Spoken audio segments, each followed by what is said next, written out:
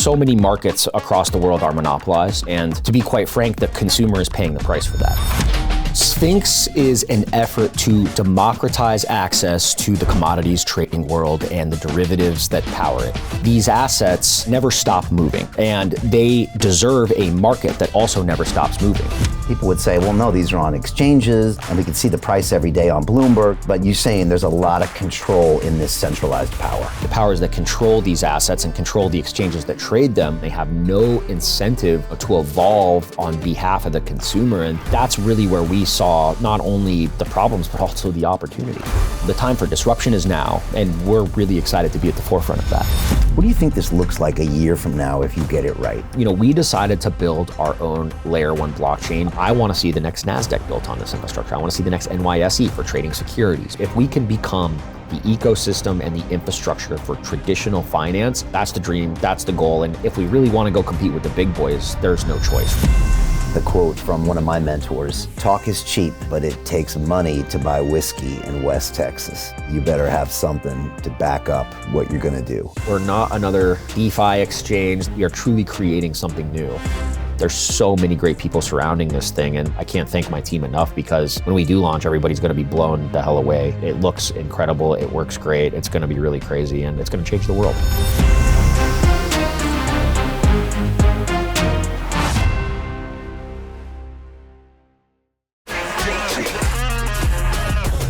Hey, I know investing in crypto is scary.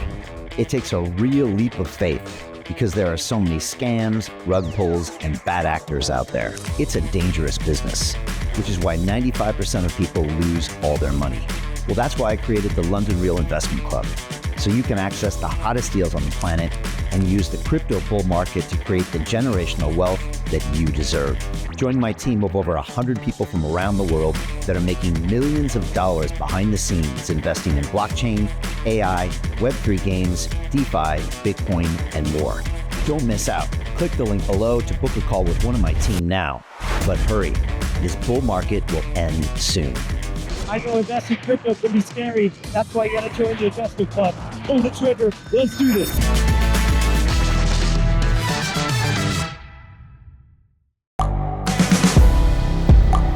The world is changing.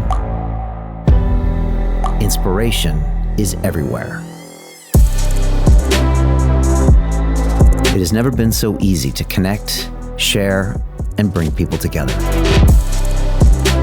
We're learning from others and finding the best in ourselves.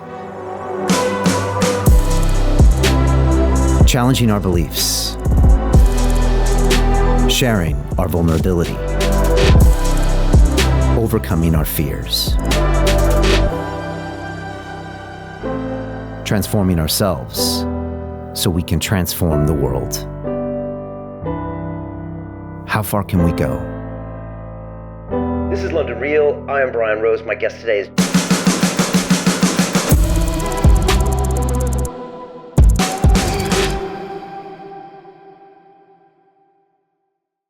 This is London Real. I am Brian Rose. My guest today is Greg Perrin, the engineer, technologist, and blockchain expert. You are the co-founder and CEO of Sphinx, a next-generation trading platform built on the blockchain that provides 24/7 access to global energy and commodity markets. Sphinx is making trading faster, easier, and more accessible, eliminating delays and high costs to create a seamless, secure experience anytime, anywhere. You believe that decentralized technologies have the power to reshape global markets and have said that bringing traditional assets on-chain is the next trillion-dollar opportunity. You've said that if we want to see mass adoption, blockchain should be like the plumbing in your home, essential but unseen. Ultimately, you believe that 2025 will be the year decentralization stops being a buzzword and starts eating the world. Greg, welcome to London Real in Dubai. And Brian, thank you so much for having me. So grateful to be here, and been looking forward to this. Yeah, it's going to be great. I want to start by saying that Sphinx is one of our portfolio companies here at London Real Ventures, the world's first media-powered investment firm, where our mission is to transform the world by investing in cutting-edge Web3 and AI companies while giving our partners marketing exposure across the London Real media platforms and academies. We heighten awareness, create customers, and build communities by leveraging our global audience and extensive network. Greg, super excited to be part of this journey with you. So let's jump in. What is Sphinx? So Sphinx is an effort to democratize access to the commodities trading world and the derivatives that power it. You know, commodities in particular are an asset class that are produced and consumed 24/7, right? These markets do not stop, they do not stutter, all the way from the production at the oil pump to the consumption at the gas pump. These assets, they never stop moving, and they deserve a market that also never stops moving. At the end of the day, the traditional exchanges that have ultimately led us to this point in history are built on traditional banking rails. And the reality is those banking rails are evolving with the evolution and technology that blockchain is kind of bringing to the forefront now. So, we're witnessing such a shift in the way that banking is done. And blockchain has been such it's provided so many opportunities to so many people across the world, right? It's really banking the unbanked. It's providing, lending opportunities and opportunities for entrepreneurs across the world, right? And, we in the Western world, especially as an American, right? Like we take that for granted. We really do. And, the ability for folks across the not only the geographical spectrum, but the geopolitical spectrum to be able to access those kinds of banking rails has ultimately created a paradigm shift. And markets are now attaching to that shift, right? Securities, treasuries, bonds, even traditional crypto assets, meme coins, and commodities are simply another asset class that we believe is poised to be revolutionized and disrupted by these new banking rails. The reality is so many markets across the world are monopolized. Commodities are one of those markets, and to be quite frank, the consumer is paying the price for that. It's interesting you say monopolized, because people would say, well, no, these are on exchanges and they're publicly traded, whatever that means, and we can see the price every day on Bloomberg, or we can read it in the paper, old school way. But you're saying there's a lot of control in this centralized power. Yes, and a lot of that control is paid for, right? It's lobbied for, and as markets evolve and mature, some of that control is warranted. But we have gotten to the point in the evolution of these markets in particular where that is now harming the consumer, and the powers that be, the powers that control these assets and control the exchanges that trade them, have no, they have no incentive to effectively evolve, right? So the time for disruption is now, and we're really excited to be at the forefront of that. Nice. So it's interesting. If we look at crypto markets, it's something that I would argue maybe pretty much everyone in the world has access to all sorts of different exchanges and ways to trade their crypto, whether on a centralized exchange or a decentralized exchange. If I look at stocks, whereas 20 years ago this might not have been the same, but now we see things like Robinhood, or we see these low-cost brokerage houses, and okay, you might not get the high-frequency trading access, but you also, I think, have some access. But when it comes to commodities futures, we are talking even further down that spectrum of the public or individuals getting access to true liquid markets. Is that a rough idea? Yes, and you absolutely hit the nail on the head. And when you actually step back and view the forest above the trees, it's insane. It's insanity, because energy, agriculture, like these are the most traded markets in the world. They power your everyday life, whether you realize it or not. And they're so critically important to, I guess, the world evolution of health and happiness, and ultimately bringing, life and prosperity to the globe, which, I view as holistically important, and I hope everybody who's watching does. But at the end of the day, we need to ensure that these assets can be accessed in a democratic way and in a way that is free and doesn't impede on progress, right? And so much of the current system does impede on progress, right? There isn't as much of a free flow from an economics perspective as there should be, and that's a real problem, right? Especially for such critical things like energy, right? It's crazy when you really step back and think about the fact that there is a noose around the control and the flow and the trade of these assets. Right, because it's the big institutions that get access to these liquid markets and the individuals and the smaller players that don't, and it's not traded 24/7. Yeah, exactly, right? This idea of being able to speculate, being able to hedge, simply being able to trade across borders and boundaries, it's become more and more important in physical markets, right? Cargo markets, trade markets, like anything that kind of transcends that import-export barrier. Why are we so far behind on the basics? It's actually, it's disturbing, and it's really, the mission and the reason of why Sphinx exists. It's a great question, and it's one of the reasons we were excited to be a part of your journey and as investors and everything we're doing for you, because we didn't see many of these come on our table. In blockchain, everyone's doing all sorts of different things, but I told the team, I remember, Greg, a couple weeks ago, I said, we're not gonna see another energy derivatives blockchain-based exchange in this bull market. So let's do this, because this is something we don't have in our portfolio, and it's something that needs to be done by a bunch of guys who know what they're doing. And it's really refreshing to see it. And again, I don't see a lot of people coming from it. I want to get into your background later, because that will explain to everybody why you chose this problem. It's kind of scratching your own itch. But you mentioned putting things on the blockchain, and I thought of BlackRock. BlackRock and Franklin Templeton have their own systems, and they're putting treasuries on the blockchain, and they're trying to really get some of these banking assets on the blockchain. When you are trying to build a blockchain-based, derivatives and commodities exchange, do you consider that an RWA play or a real-world asset play, or is it not necessarily? So, blockchain and the finance world in general have this funny habit of trying to confuse the consumer by calling a nascent or new asset class something that already exists or something that it's not, right? Like RWAs, right? Real world assets. Like, I guess the first and foremost, do you consider a treasury a real world asset, or is that something that's been artificially invented by a government to fund their growth, right? So already you kind of have this confusion between what is real in the real world, but we take, at least internally, when we started to consider, bringing these RWAs on chain, or that's what the industry is calling them now, and I'll put this in air quotes for the moment. But when we started to consider putting RWAs on chain, we kind of developed a thesis around tokenization when it comes to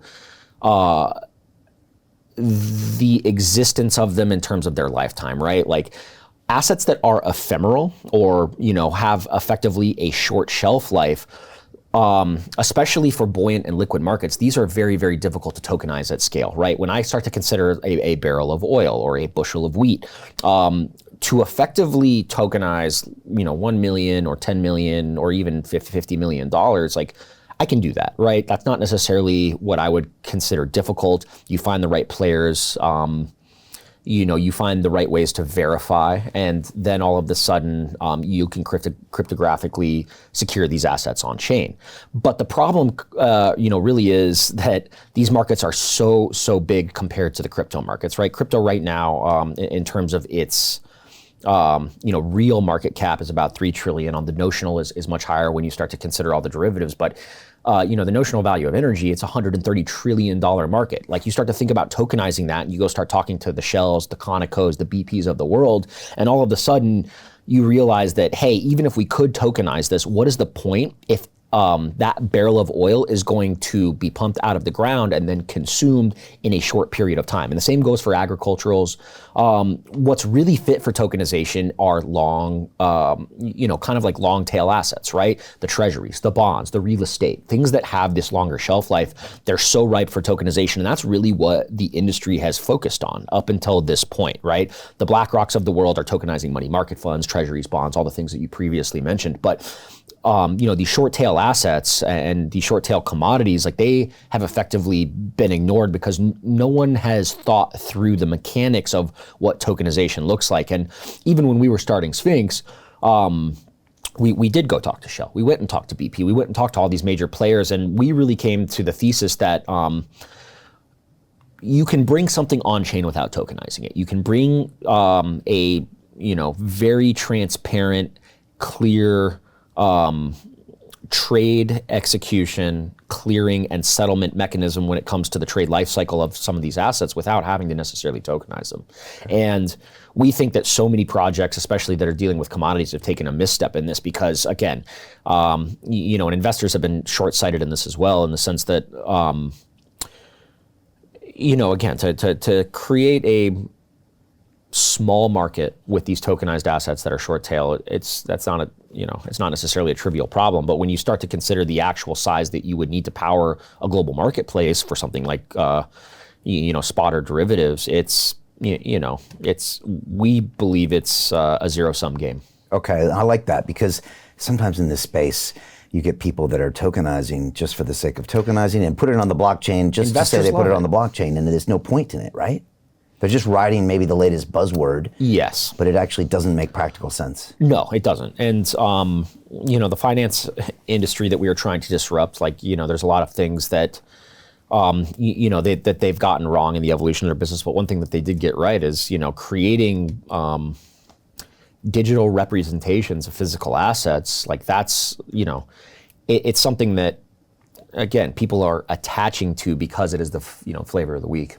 Okay, and they've done that really well because you have a futures contract with a ticker symbol, and commodities markets have done that effectively. Banking has done that effectively in the past. Yes, and our goal is to be able, there's a couple of things you need to be able to build a new market within an exchange itself, right? And I talk about the market as in let's say I want to create a market for lithium or another energy adjacent asset, for instance, that might power an EV battery or be used in what you would consider broadband energy production 1, 2, 3, 5, 10 years into the future. The reality is you need, of course, a stable method for discovering price, and then you need liquidity. If you can get the recipe for those two things correct, you can create any market in the world that effectively is physical, and you want to transcend across that digital boundary. Okay. Now, can you tokenize a perpetual future, something that is going to be alive forever? And does that make sense? You can, but you have to ask yourself, why would you, right? Because the futures contracts, when I purchase a futures contract on the CME, for instance, right? The majority of the volume is done monthly, right? You have to ask yourself, why would I tokenize something that's only going to exist for a month and then it's going to roll over to the next month, right? And then the micro futures that exist weekly, or even the 3-month futures. If you have an asset that's going to exist 3 months, you have to ask yourself, is it worth tokenizing, and can I create enough, or can I get enough legitimate players to the table that would verify that asset as legitimate, right? And that's where you have to stop and ask yourself, wait a minute, what are we trying to do here? We're trying to create a tradable market. The verification of these assets is rooted in people's belief in it, which comes from the liquidity, and then it's rooted in the price, which also, that's effectively determined by the community. That's determined by the market. It's not determined by Shell or by Exxon. And that's really, when we step back and realize that, that was kind of an aha moment for us. We were like, wait a second. Again, you kind of got to, especially the investment community is going to try to pigeonhole you into doing something. Your community that you're listening to for product feedback is going to try to pigeonhole you into doing something. But this is the correct way forward. We're 100% sure of it. Okay, and so I know you're talking to all sorts of partners right now and talking to maybe some regulators. What do you think this looks like a year from now if you get it right? So we're very pleased that not just in the United States, but across the world, we're experiencing a shift towards regulatory clarity when it comes to things like stablecoins and exchanges. One year from now, we would very much hope that, we are and become an institution that is recognized, and that mid and especially larger entities that span the trading spectrum, and this includes, quant firms, prop shops, big banks, that, that class of investor trust us, right? And anybody can go create a market, but again, ultimately crypto right now is playing with monopoly money when we need to be going to Caesar's Palace and playing with the big boys, right? And that's really what I hope to see as the evolution, not only in the next year, but the next 5. And, regulation, it takes time. Getting governments on board takes time. We've really been so... How do you get out of a rat race? How do you create wealth not only for yourself, but also for the generations to come after? I am absolutely amazed with the quality of companies that we're getting exposure to. We go on to Zoom calls with the innovators and the folks who are building new applications in metaverse, blockchain, artificial intelligence, decentralized finance. What's going on, everybody? Thumbs up if you can see me. We are focusing on early stage investment. And the quality of people that we're getting exposure to, whether it be Dan Tapiero with 1RT, Jason Ma from Open, Yatsu from Animoca. It's been a phenomenal experience thus far. It has far exceeded my expectations. We are focusing on cutting edge technologies. I view it now as the best investment I've ever made. The upside I view is unlimited. And as a retail investor, I would never get this exposure anywhere else outside of Investment Club. See you in the Investment Club. We've been so pleased with what we've been seeing, and the FCA in particular, right, which is the Financial Conduct Authority out of London. We brought this product to them about 15 months ago, at the beginning of last year, and they laughed us out of the room. They were like, "No fucking way, we're not touching this." And then Blockchain, they didn't like blockchain or crypto. Yeah, absolutely. Yeah. And again, it's like not even that they didn't like it, but I don't think they understood it. And some of that, the community drives the regulator's attention, right? Like all of a sudden you had this shift where, again, the BlackRocks of the world were bringing in RWAs on chain, which forced them to take a closer look. But then the FCA, even with no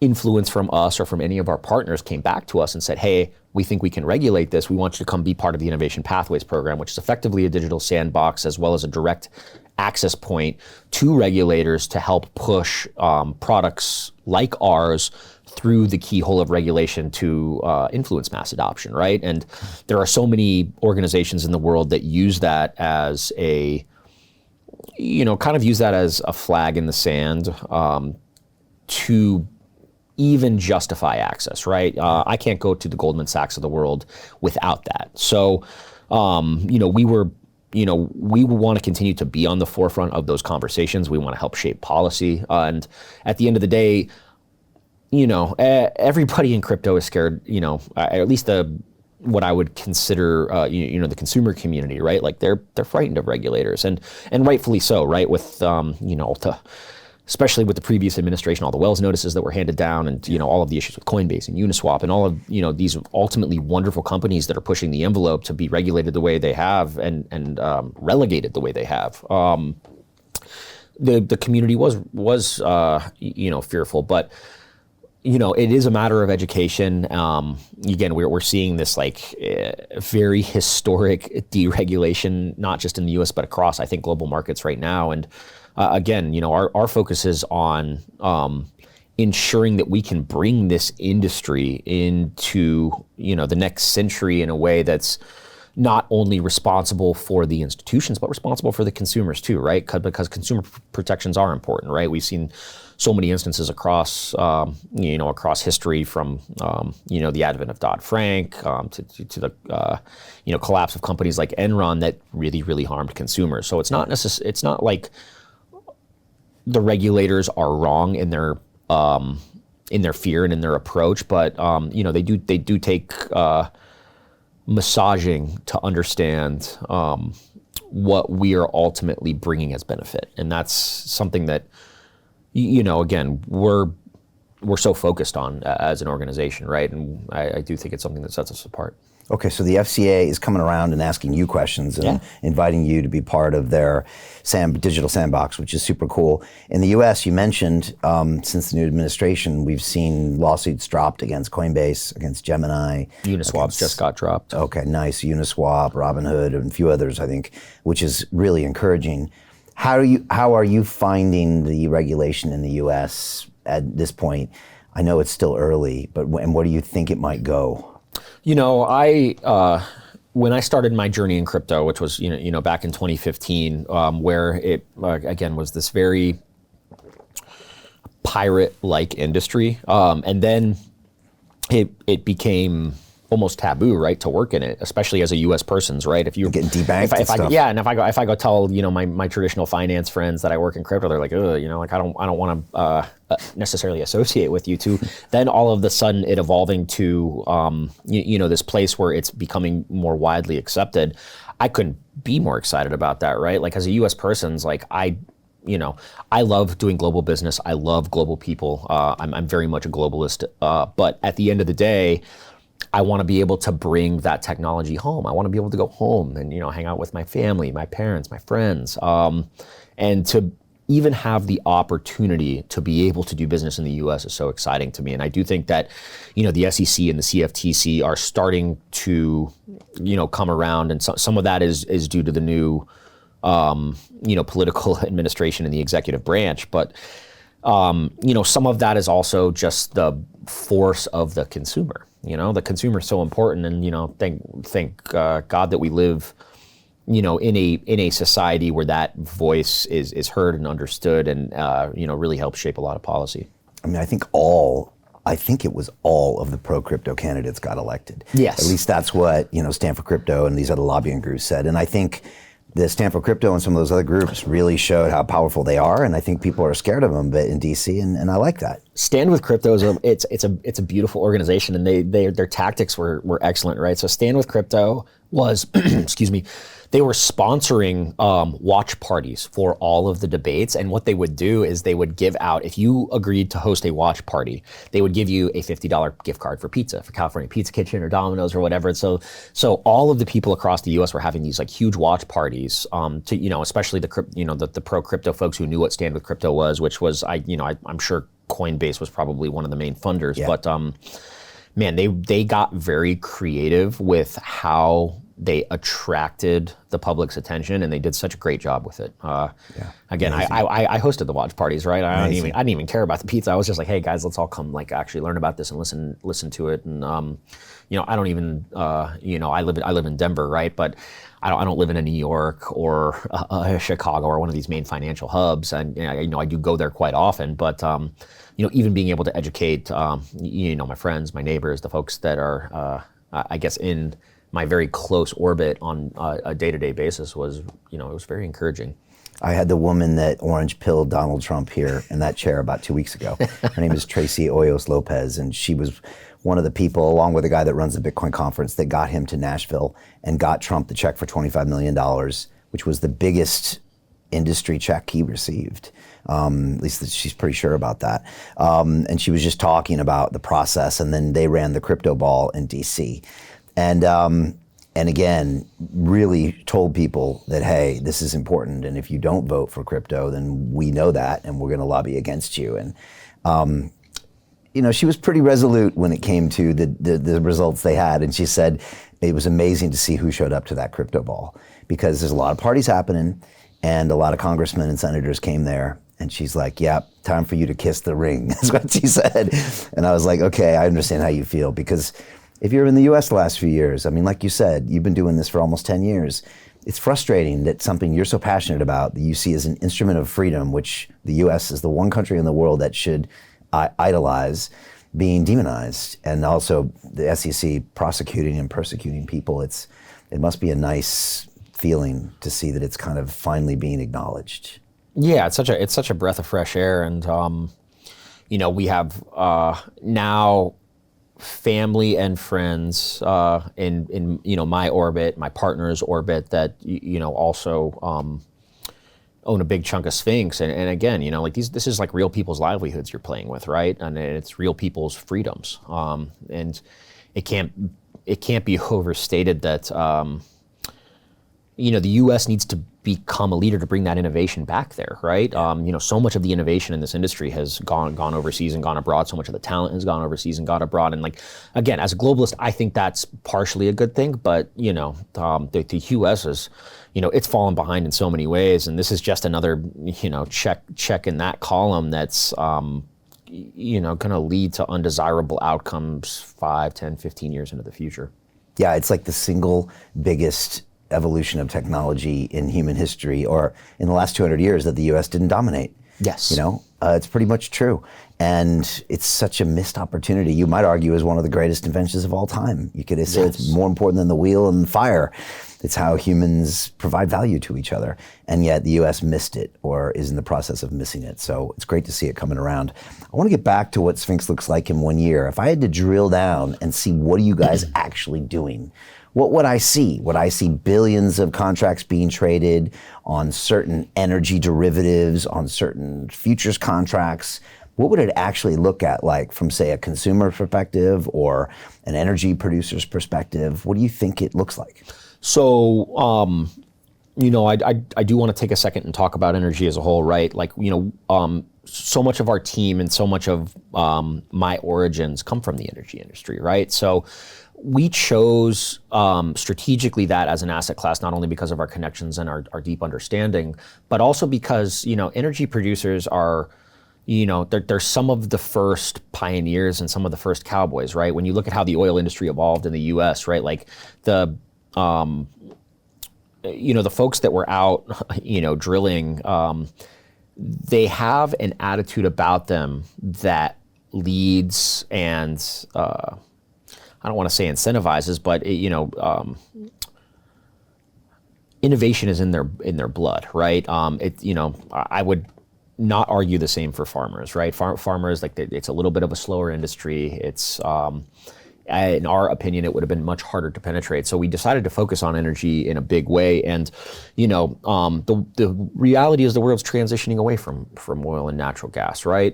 As the clean energy revolution continues to gain steam, and that not only includes the markets, but the infrastructure, everything from EV batteries to hydrogen cars to the solar and wind industries. Our goal is to, as an exchange, ensure that these assets are tradable, and are tradable in a way that they really weren't before, right? Again, the entire market system has been built on this, kind of this 5-day-a-week, 9-to-5 outlook, and the reality is the energy doesn't move like that physically, right? So our goal is to look at the physical side of energy and really fuse the derivatives market and the physical markets into a single global marketplace. And if I had to look a year out, right, like we are focused on oil and natural gas first because they are the dominant, the dominant assets in terms of volume and in terms of adoption. But solar, wind, and then energy adjacent, rare earth minerals, again, lithium, cobalt, all these things that go into producing EV batteries, hydrogen. We want to be able to create stable, buoyant, liquid markets for these and allow folks to access them across the globe in a 24/7 environment.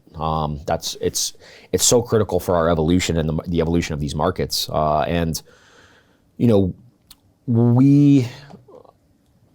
Once we have stability when it comes to energy trading, that's when we will move to agriculture. That's when we will move to precious metals. That's when we will move to other commodities. But as a startup, you have to stay focused, right? We can't conquer every mountain at once, and we've really decided to focus on energy as an asset class. So I was just having flashbacks to the movie There Will Be Blood, which is about a guy drilling for oil. Yeah. And then I had also thoughts to the recent series Landman, which is West Texas and all the craziness that goes on there. I guess you got some cowboys there, but I'm assuming in that industry, if you don't innovate, you die. Yes, and it's all about tech. It is, and then like the oil industry is it's a boom and bust industry on the physical side, right? We during my time in the oil fields, we were actually using stranded natural gas to mine Bitcoin. That's how I actually got into understanding the energy industry at all. And you really start to see, through that lens or that magnifying glass that, the ability to compete, and it is a very competitive industry, is built on new technological advances, right? So, these guys are very keen when it comes to the adoption of products like ours. And at the end of the day, we think that, we think this is such a critical piece that's going to just propel the industry forward in such a huge way, right? I mean, I'm not talking about a 1x or a 2x gain. I'm talking about a 100x efficiency gain, right? A 100x decrease in trading cost and a 100x, more efficiency when it comes to how these things are, being traded between people. And that's, I believe as a startup founder, and I've been an entrepreneur for almost my entire career, right? I didn't, take necessarily a traditional career path out of school, and it is that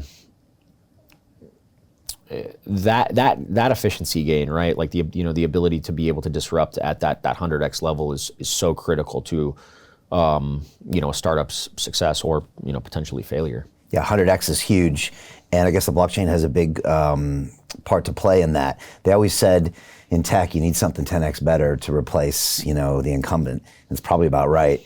In addition to the trading, you've got all sorts of other things that you're building, and then the blockchain can help you do better, including order book matching, transaction execution, clearing, settlement, trade netting, cross-asset margining, client onboarding. And again, I remember when I was trading on Wall Street, I would call down to the Merc and place all my orders. And at the end of the day, I had to check all those trades. I had to go to my back office and they had to clear it. And these guys were making like, $4 a contract and just the clearing. There's all this stuff that happens behind the scenes that the consumer doesn't really know about that is super important. And there's a ton of, rent being charged on those things.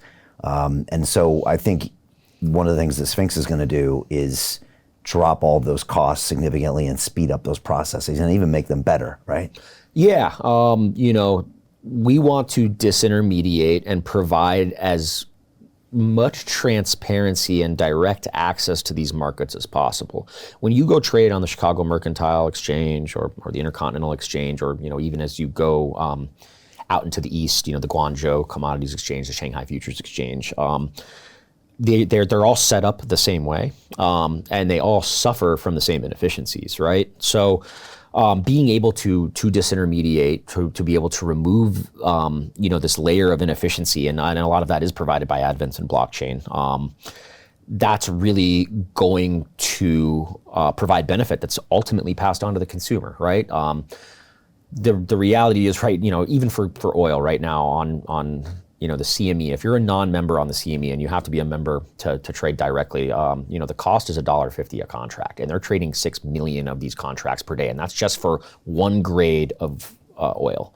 So, they're running one of the most efficient rackets in the world, best we can tell, and there's no competition. They have no incentive to evolve on behalf of the consumer, and that's really where we saw not only the problems, but also the opportunity. It's very, at the time that we were trading these things, we were so disheartened by not only the ability to access, and so much of our team came from trading crypto, and then we started to look at this and we're like, and as we started to do customer discovery with traditional energy traders and hire folks from that industry into our team, we were like, man, this is.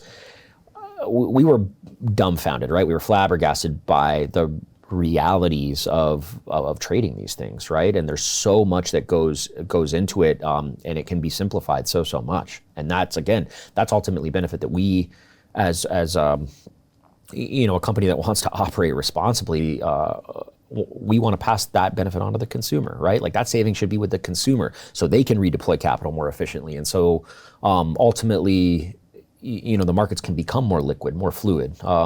So much capital is locked up right now where it shouldn't be. And that's something that we really aim to change. It's this narrative you hear constantly in blockchain is decentralization versus centralization.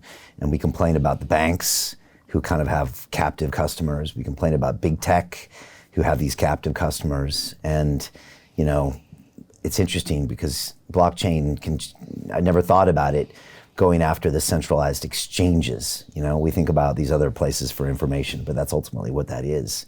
And then you go back to that innovator's dilemma. I mean, why would they innovate when their entire business model is based on that? And they always say, what's the other thing?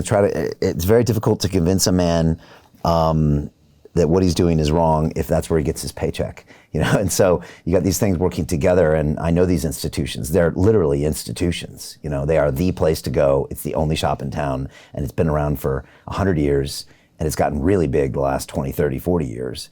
And it's hard to go up against that. Do you find this whole David Goliath thing, if somebody from the CME is watching us, are they going to think I want to not have Greg be successful? Peter Thiel took $500,000 and turned it into $1 billion using the exact same techniques we're using inside the investment club. He met a CEO, his name was Zuckerberg. He pitched him the deal and he said, okay, I'll give you $500,000. Mark went public and sold the shares to people like you. Well, what happened to Peter? Well, he exited and got a 2,300x return. The wealthy invest in early stage companies, folks. The public markets are for suckers. It's a rigged game. By the way, this happens in crypto as well. It's called pre-sale tokens. This is Solana. Does anybody know this chain? They sold pre-sale tokens for 4 cents. And you can see the date on there, April 5th, 2018. Look at Solana today, folks.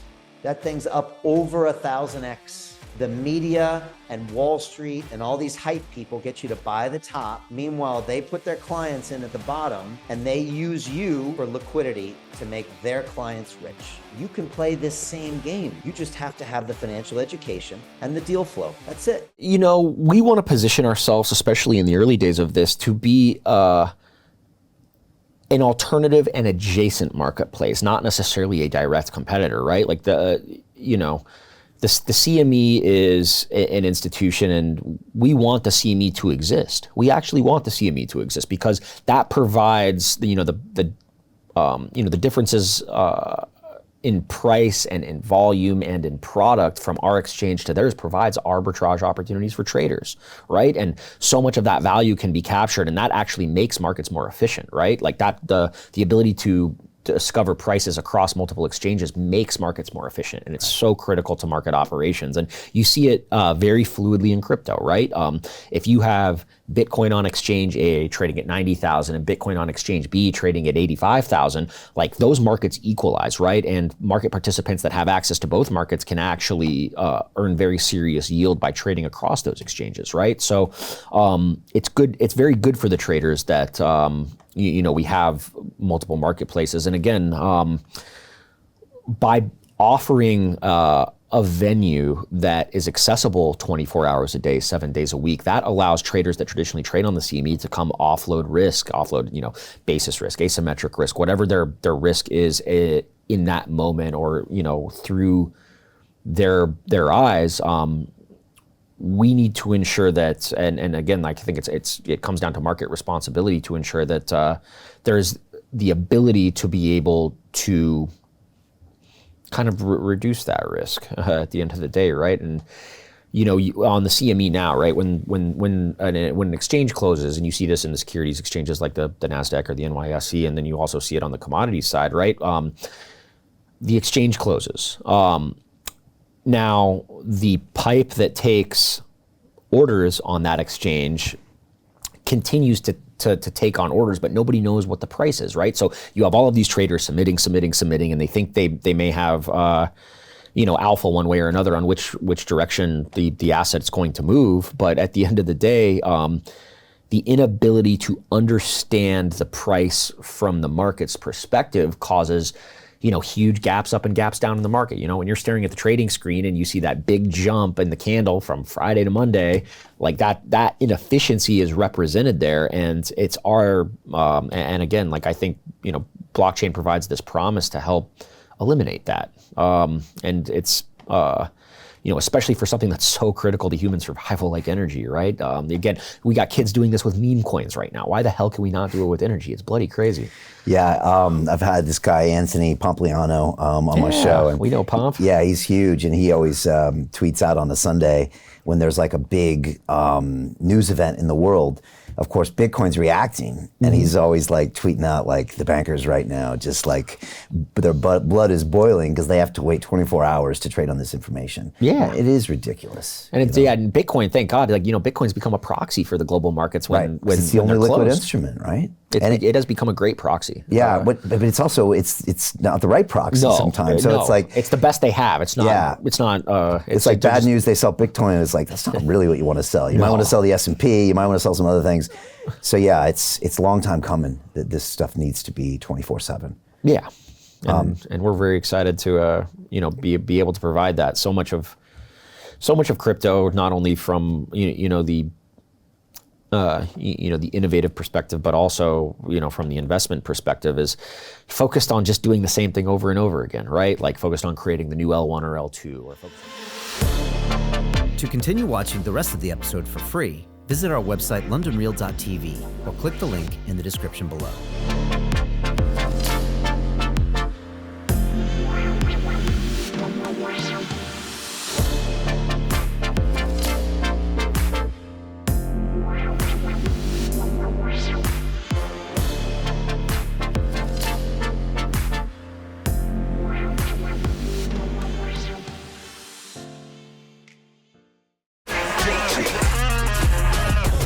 Hey, I know investing in crypto is scary.